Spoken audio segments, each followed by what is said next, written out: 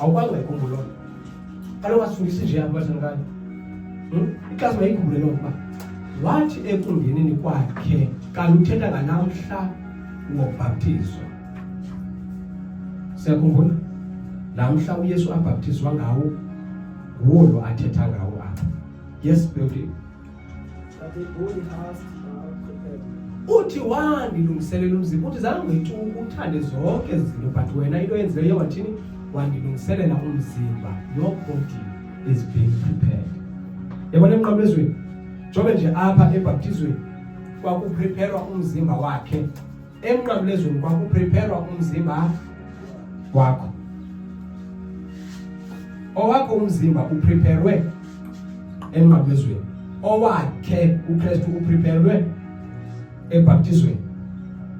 Xa kubhaptizwa uYesu wathi xa ebuya wehla kwabakho ilizwi elideclarayo elithi this is my beloved son.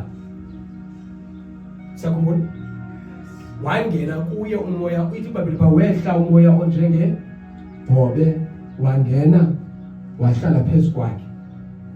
Nguwo lo uthethayo ngoku apha uthi wena awuthandanga mibingelelo kodwa into osuke wandenzela yona mna undilungiselele umzimba. Carry on saying ikhona into endifunayo. Yes. Yes, yes, continue. Then said I, yes. I come in the volume of the book which is written. I come in the volume of the book which is written concerning me. This is what I will do your will. So apha ekuzaleni kwakhe ekukhuleni kwakhe uYesu ephila ubomi bakhe uphila ukwenza intando kaBaba ngoba kubhaliwe ngayo. So ebephila iscript ngexesha aphilayo, ebephila iprofile kaNkulunkulu, ebephila uThixo. So ebengenzi into ayifunayo uYesu but ebesenza into ebhaliweyo ngaye. Noma lo muntu uzawukwenza lento enze lento kanti ezi zinto lomfo azenzayo nazithethayo ayizonto zakhe zizinto zikaThixo. Uthetha uThixo but uthetha through this vessel. Esenza nje akwenzi yena kodwa nguye uThixo owenzayo ngale vessel. Sakhumbula pha ngexesha adibana nalasisi equleni pha encokola naye. Ithi iBhayibhile babathi abafundi bakhe xa befika ngoba kaloku wathi Yesu ulambile and then abafundi bakhe babaleka bayothe shop beyothenga nomfo yewathini wathi ulambile and then xa ebuya ngoku ubuya nomfo xa besithi badibana nosisi. Okay, axa ebuya nomfo athi bathi abazalwane ba naku ukutya and then athi yena into bani ba okwam ukudla ukuba ndiyenze intando kaBawo ndiyigqibe. So okwakhe ukutya uYesu was to do the will of the Father. So ubomi bakhe kukhula nje uYesu ukhula eyona nto aqinisekayo ukuba intando kaBawo iyenzeke, which is the one that was written concerning him. And then apha ekuhambeni kwakhe wafikela kwibakala khona apho alijulayo inene eyakhe intando ekhombisa uba akaphile nenye intando but uphilele intando kaBawo. Wathi uba intando yakho makwenzeke kanti uyakufeni kwakhe ngela xesha elila nje pha ethandazelila engetsamani uyabona into manje ba isiphelo sakhe sifikile and then inyama yakhe ingathi yala ukuba mayiyogqibezela and then ithina safika samkhonza egxini sambonisa into ezakuba yiyo emva kwawo wonke lo msebenzi wayifumana khona i-encouragement. Waphakama ngesibindi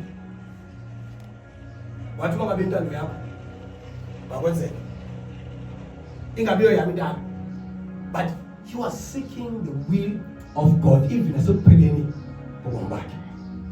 The will of God was so ba i-consciousness yakhe yayikulonto ba intando kaThixo ibe iyenzeka. And then ekumele afike emnqamlezweni, wafika emnqamlezweni. Ngexesha afayo emnqamlezweni ufa according to the scriptures. Ithi iBhayibhile phaa waxhelwa. Ithi phaa ngexesha nivile ngozithenda abantu uba la gusha phambi kokuba ixhelwe ibijongwa kathathu. Ijongwe ngapha kulo mnyango, ijongwe ikhangele. Uba mhlawumbi lo uyibhudile, uyazi uba xa ifika kulo ayizobhudeka. Ayikhangele lo, ayikhangele. Xa isuka kulo naye engafumananga nto, ayizise kulo. Xa ifikayo kulo le gusha, naye uzayijonga le gusha, ayijonga loo nto akafumani nto. Ibe kungona yamkelekayo uba mayixhelwe, ayixhelwa ingakhange ipasiswe uba ayinanto. Yaxhelwa laa gusha yaxhelwayo phaa ngexesha bazawukhutshwa phaa kwaFaro, yajongwa laa gusha kwaqinisekiswa uba ayinasiphako.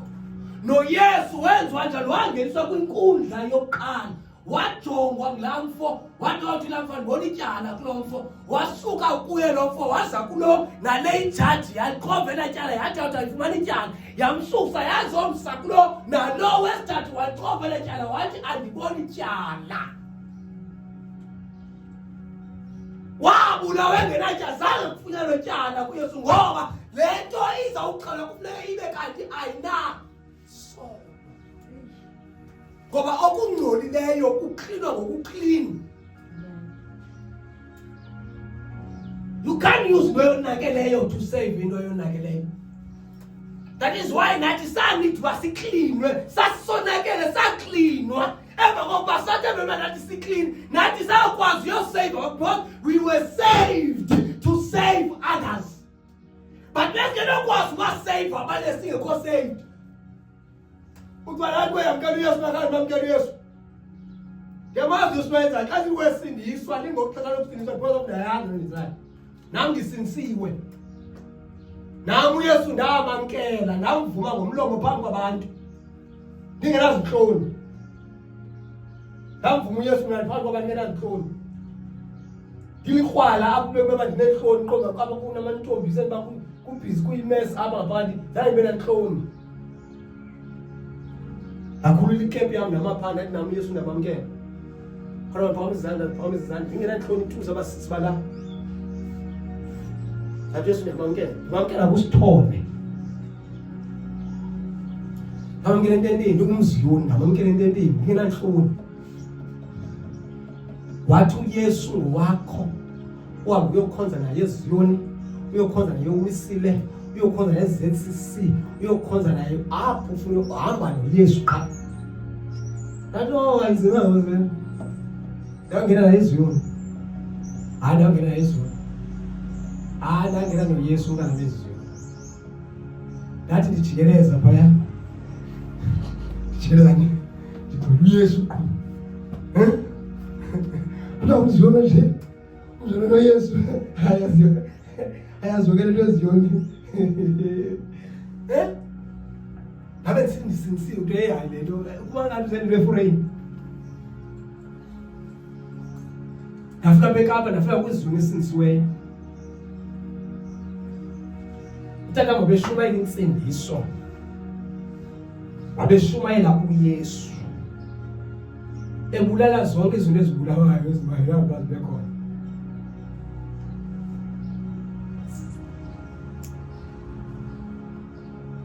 And then uYesu emva kokuba efunyenwe engenatyala wakwazi ukuba yile sacrifice ethi iBhayibhile phaa kuchapter number 12 ebook of Romans siyinikele imizimba yethu ukuba ibe lidini elikholekileyo nelamkelekileyo elingcwele kuye uThixo. uYesu wafunyanwa eworthy of ukufela abantu. Kwathi xa kujongwa ucoceko lwakhe kwafumaniseka uba uYesu uyeyona right candidate yokufa. I-right one right candidate yokufa. Sicele right candidate esisekude okanye is the right man there for the job. But that job to die, you know, you job there. Hey, but he was found uYesu as a right candidate yokuba afe efela abantu. Emveni uba uYesu efile ithi iBhayibhile phaa waye wangcwatshwa wehla wade waya ekufeni akafa qha but wagqitha to apho ukufa kubopheleleke khona wayosikhulula ekufeni.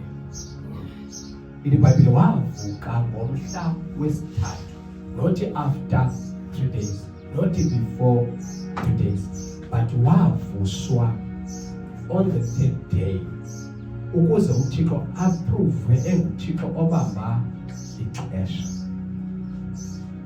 Siyabona emva kokuba eyenzile loo nto iBhayibhile phaa. Can we read about Ephesians chapter number 4 verses number 10?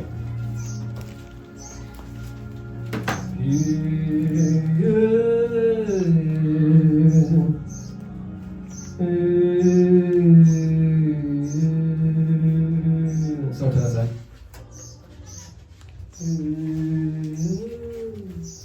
He that descended in the same also that ascended up Yes, far sir. above all heavens.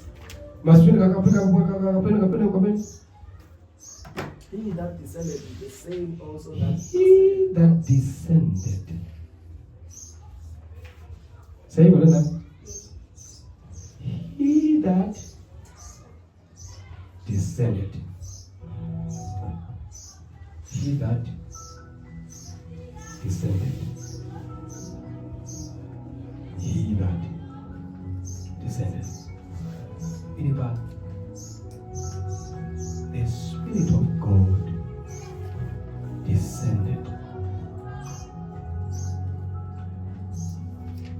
flying. He came in the form of a dove. He entered his body. The Spirit descended. The Spirit descended. So the very same one who descended, uye wathi pha uye wandilungiselela umzimba wathi ndihlile ndize ukuba ndizoyenza intando. The one who knew the will of the Father was the Son, the Christ. And then wamenzisa lo intando kaThixo, because umuntu ebengayazi intando kaThixo. But uYesu waseNazaretha wakwazi ukuyenza intando kaThixo ngoba uye wafumana le kuthiwa yi-enablement. I-enablement lento kwenzisa into ongakwazi ukuyenza ukwazi ukuyenza. Then wafika uKristu wamenzisa owaseNazaretha into ibinokumehlula, but ayakwazi uba imehlule because of kunento eyiforce, kunento emenzisa lento yena angakwazi ukuyenza. And then the very same who descended, the very same who descended is the very same who ascended. The very same who descended is the very same who ascended, because what kaye ascenda uYesu ayisenguyanga noa wasela kunyuka noa ebehlile ubathalekayo, because lowa ebehlile wayehlela ukwenza lo ukuba abe nguye, wayehlela ukuba amconvert. Ukufa kwakhe uYesu kwanikeza ithuba ukuba aconvertwe to Christ. Ayafana yakhe lento kaYesu Kristu, but wa-convert. Waye wathi amandla ovuko aye amguqula mntanam, amandla ovuko aye amguqula amenza nowawehlayo waye amandla ovuko amjika lo waseNazaretha amenza wafana twasena lo wehlayo. kwenyezeleka uba onyukayo ibe ngulo wehlayo. Kuthenjwe loo nto kuMoya Ongcwele. uMoya Ongcwele uzawusenza le nto ezongilova. Le nto into abantu uba ehle uMoya Ongcwele uzosiconverta to uYesu. Akazele ngenyini wathekayo.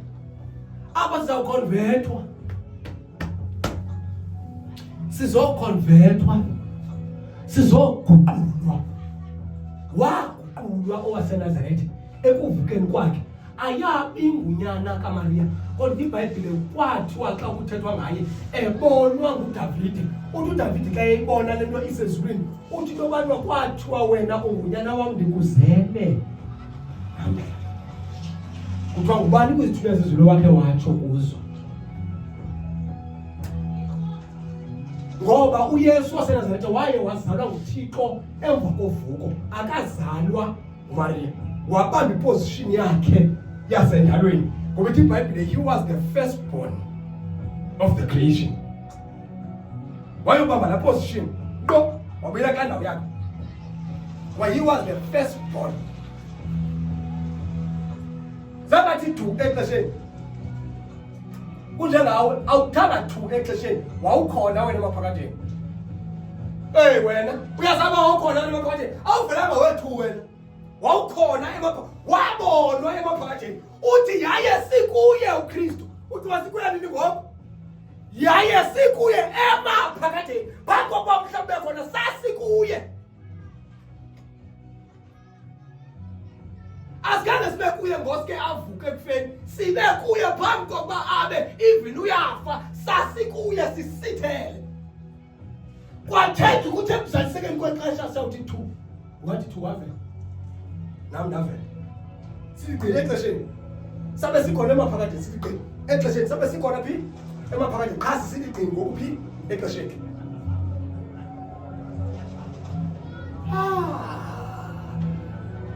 Hayi khombeni. Zimana theli ababekasi. Sivele exesheni sasikhona emaphakatheni. Sasikhona. Yile nto ke ngokwayibuzayo iIsaya uthi ngubani okholiweyo zezindaba. So noba nokwavela kwathi thu umuntu esiswini sikaMaria engakhange uMaria adibane nento. Ubani okholelwa yiloo nto uba kukho umuntu owafela abantu ayikho possible loo nto. Yemani umuntu afela umuntu ayikho loo nto. Ayikho loo but basethi bakwenzeka ungabe uyayikholela uba kunomuntu owafayo esikhundleni sakho. Uyakholwa kunomuntu owathi ekugqibeleni engumntu wasuke wanguThixo ekugqibeleni. Uyakholwa na ukuba uYesu unguThixo? Right, iBhayibhile he is an express image of the unseen God. He was in the beginning. He was.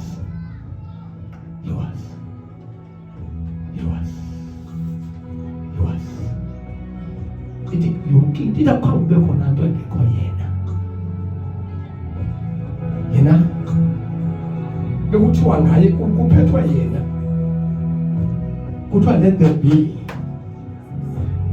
Athi yonke into ngabe khona. Kwakudalwa ngaye. Ithi yonke into yadalwayo yadalwa ngaye. Idalelwa yena. Batheleka yadalwa ngaye. Idalelwa yena. Akho ikhola bengekho ngesizathu sika Yesu. Yonke into yakhona ibe khona ngaye. Yenzelwe yena. It was all created for his pleasure. It was created for his pleasure. Oh, may he find pleasure in your life. Can you pray? Can you pray in the name of Jesus? That Father, may you find pleasure. May you find pleasure. May you find pleasure. For we were created for his own good pleasure. For his own good pleasure. For his good pleasure. For his good pleasure. Arakadiyabaya. Zipada. Zitatadia. Liba kumbeya. Zikabondeni. Ramamatali, Raparukes Kopetalia, Zekedidia Patoaske, Limamatalia Aprekabada, Zekapidia Sukebamata, Libabakasia Aperatalia, Memanatelia Supelaite. May you find pleasure. For I am the vessel of your glory. I am a vessel of your glory. May you receive glory in my life. May you receive glory in my life, oh God. I was created for your own good pleasure. Lord Jesus, Akona was created for your own good pleasure. May you find pleasure in a way, oh God, that I live my life. May you find pleasure. Kailamata, Sikabome, Lima Kumenata, Lika Brome Susamatalia, Lika Braskavalia, Avevelia Avelaite, Lika Bonelia Broscovamata, Libaba Satelia Covelate, Rakaboneli, Zia Baba Satali. May you find pleasure. May you find pleasure. I was created to give pleasure unto your name, unto you, oh God, oh God. May you find pleasure, may you find pleasure. With the manner I speak, may you find pleasure. In a manner which, Lord, I perceive, may you find pleasure. In the manner I conduct my life, may you find pleasure. Oh, Lord Yeshua, may you find pleasure. Ruta katai, repepedwa likamone. May you find pleasure. May you find pleasure, oh God. May you find pleasure, oh Holy One. May you find pleasure. Kai, kakakakai, kaila kabe, kaila kobelaite, sima matali. May you find pleasure. With the way I with the way I relate to your people, oh Lord, may you find pleasure. May you find pleasure.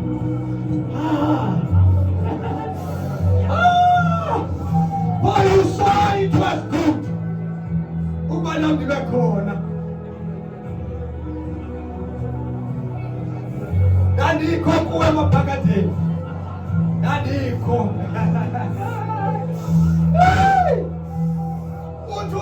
Before Abraham, I was. Oh, can you make his statements a confusion to many? But you are who you were. Waunga kanani. Hey, bamfuma nekeza. Kana mamazwa uteta. Make position yasema pagati. I was before Abraham.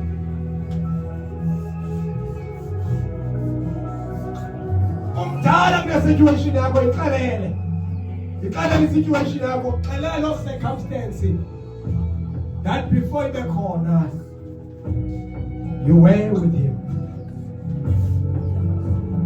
You were with him. You were with the Christ. Wauna ye kwanza sema zulini ndao.